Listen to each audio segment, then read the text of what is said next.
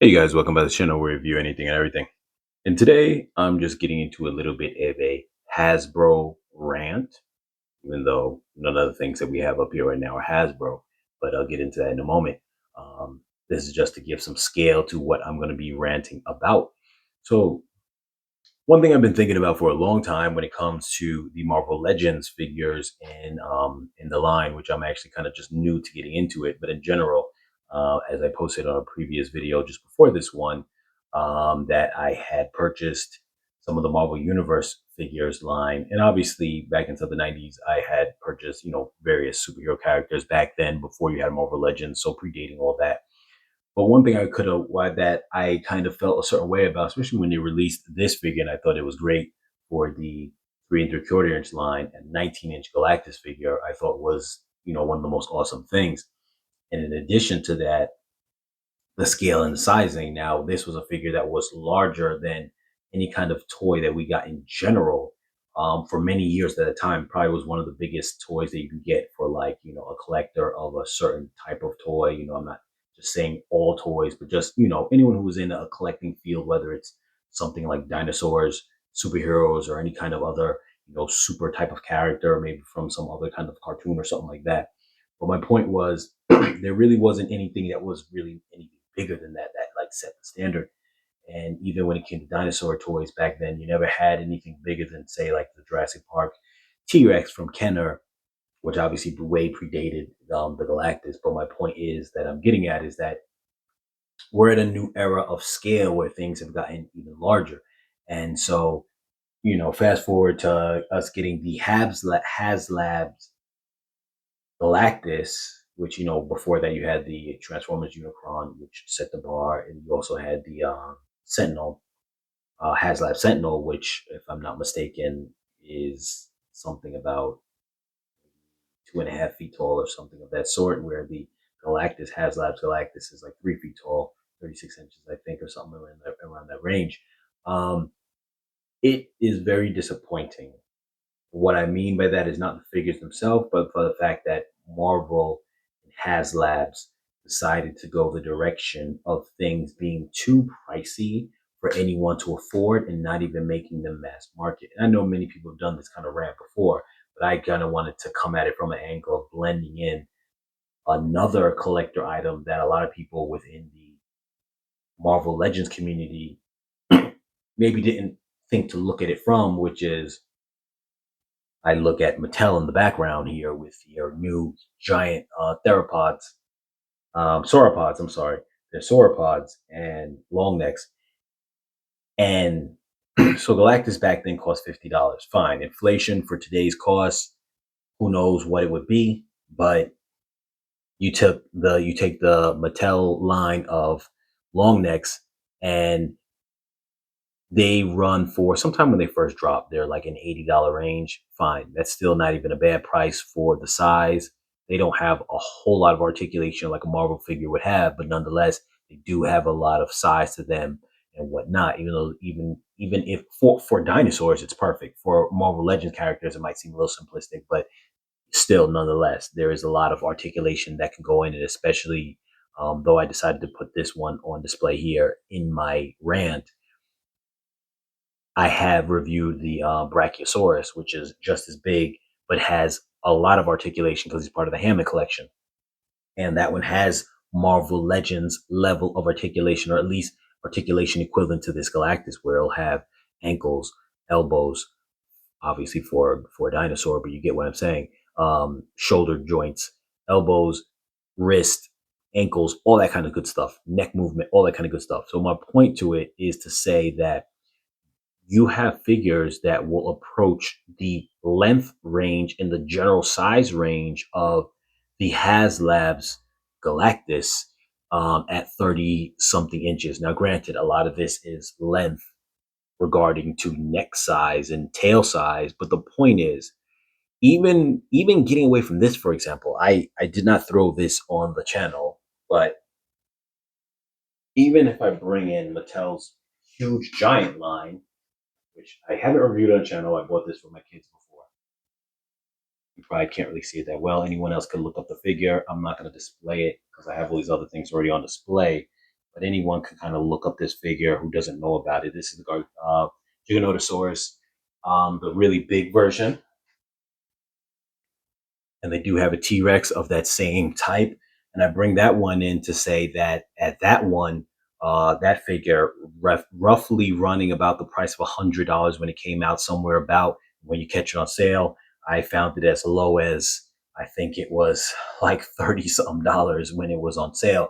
My point to it is that one is a little more filled in, a little more bulkier than the sauropod behind the camera. I'm sorry, in front of the camera behind Galactus. Um, Whereas this sauropod is something over 50 inches, but is or 49 inches, but is not as filled out. The Giganotosaurus is also around the same length, about 50 inches, but is very filled out. So I say that to say, if Haslabs wanted to make figures that were extremely large, but somewhat hollowed out with decent articulation, at least equivalent to this Galactus or like um, the Hammond collection, Brachiosaurus, which like obviously you guys already know from looking on the channel what I'm referring to and how much articulation a Hammond collection figure has. It's comparable to a Marvel Legends character. It's affordable relative to the Haslab's Galactus, even when that was brand new, not even the second market price. And in addition, that's the kind of thing where you could mass market. And so my disappointment with one, Hasbro going the route of making, these giant figures that are super articulate, super great. Yeah, that's great, but not giving us a mainstream giant set of figures that are affordable, accessible, and just something that is really for the masses is very disappointing when you have a line like the Marvel Legends line, which is about people collecting and really purchasing and being able to have things at their whim. So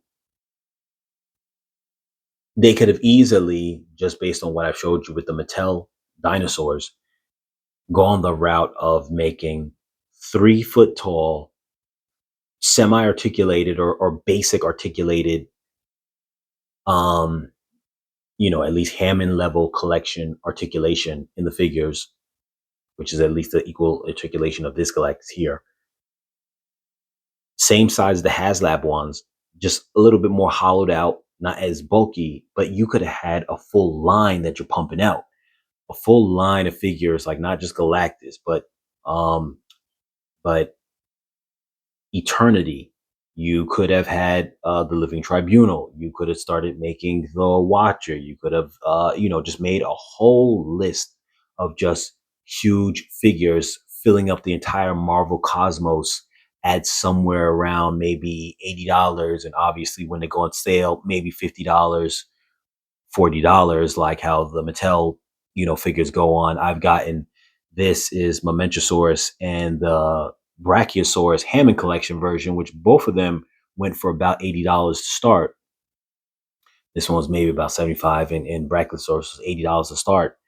Trickled down on sale to like about $50 or like $45 on sale. So the same thing would be with the Marvel Legends characters if they made them. But my point is, they could have easily have made that. And being that this thing is very heavy, this Galactus feels heavier than that Momentosaurus, because obviously he's got electronics in him. But hear me out for a second. This Galactus cost $50. If they took something that was this same way, just upped his scale and size, and that's it, but the same level of quality, upped his scale to the size of the Haslabs one, but was affordable at maybe $100 or less, they really could mass produce. So I'm very disappointed in the fact that I'm a huge fan of large figures. I'm a huge fan of scale. And I just think it's very disappointing that that a lot of people will not have that. They can't have this full cosmic universe from Marvel because Marvel wanted to go the route of making things expensive and pricey. And for what reason they actually lose out on money, because I think they only made a total of what, maybe we'll say hypothetically 5,000 Galactus. I don't really know how many they made, but I think it's somewhere in that range, maybe, that were put out there. I'm not 100% sure for the crowd funding backing project. Let's say you have 5,000 out there. Why have 5,000 of a figure that is $300 at the time when you could have made a million figures that were $100 at the time? It just doesn't make sense. And I guarantee you, for all the collectors out there, a million Galactus that were a little bit lower quality, but just as big, basic articulation on the shelves where you can buy them at your Target would have sold 100%. Those million would have sold. They would have first off sold from collectors, then they would have sold from non-collectors who just wanted a big toy or whatever the case is. Then you could have had Sentinels in the same way. People would have, just like I did the Titan version of the Sentinel, Titan class version of the Sentinels from the X-Men 97 series. Check back on that video that I posted. At 14 inches, they're only 20 something dollars, $22 I've seen on Amazon. The point is, people would army build. Now, if you had a Sentinel that was for Marvel Legends and it being in correct scale, would be 20 inches to be, because a Sentinel is 20 feet tall. The average height of a Sentinel is supposed to be 20 feet tall. So if you had a 20-inch Sentinel, so roughly about the same size as this Galactus, about an inch taller than it, and it was like $100 or less, people would not have a problem maybe buying 3 of them for instead the price that they bought that one Haslab Sentinel for, like $300 for the one Haslab Sentinel. You would have 3. It wouldn't be as articulate, but the point is it'd be accessible to everybody. So I just think that Hasbro has dropped the ball with this idea of making these quote unquote rare collectible versions of these giant, huge characters and not letting anyone else get a piece of them. And I think that that is a disservice to the collectors. And I think also it ends up costing them more money, or at least them not making as much money in the long run. And yeah, I just think they dropped the ball. Maybe someday we'll get to the point where people are doing 3D printed, put together models of some of these huge characters, and that would be awesome. But for right now, there really just is Hasbro, and Hasbro is not caring to really give to the fans, because like I said, I'm really big on large figures. And anyone who is familiar with around the time frame of the Infinity Gauntlet, the original comic, which also they dropped the the card series, Marvel Card Series, Series 3, which was when they introduced all the cosmic beings, and they actually had a category called Cosmic Beings. They listed, and kind of that was the beginning of people knowing about all the cosmic beings out there, because before that you really didn't know all the cosmic beings, other than in certain comic books where you didn't, unless you bought those comic books, you wouldn't know. This kind of brought them all together in a card set, which back then everyone collected the card set, and it really let you know how many cosmic beings were out there. There's so many. Obviously you saw them all in the Infinity Gauntlet comic as well, which kind of tied in with that card series, because that card series showed you all those cosmic beings that were all appeared in the Infinity Gauntlet comic book. But my point to that is that you, for the first chance, got to see all the different cosmic beings, the in-betweener. Obviously, you already knew Galactus, but you had the Stranger, you had the Collector, you had like all these just different cosmic beings, and giant, huge ones, Eternity. Obviously the Living Tribunal, who was like the top dog at the time, and all these other ones.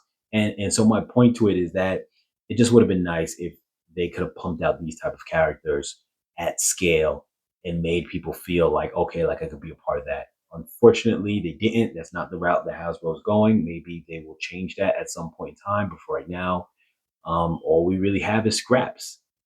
It can be done, just like Mattel is doing with their sauropods. So it can be done. It's just a matter of if they're going to do it. I've ranted on long enough. With that being said, you guys, like, share, comment, subscribe, and I'll catch you guys in the next video.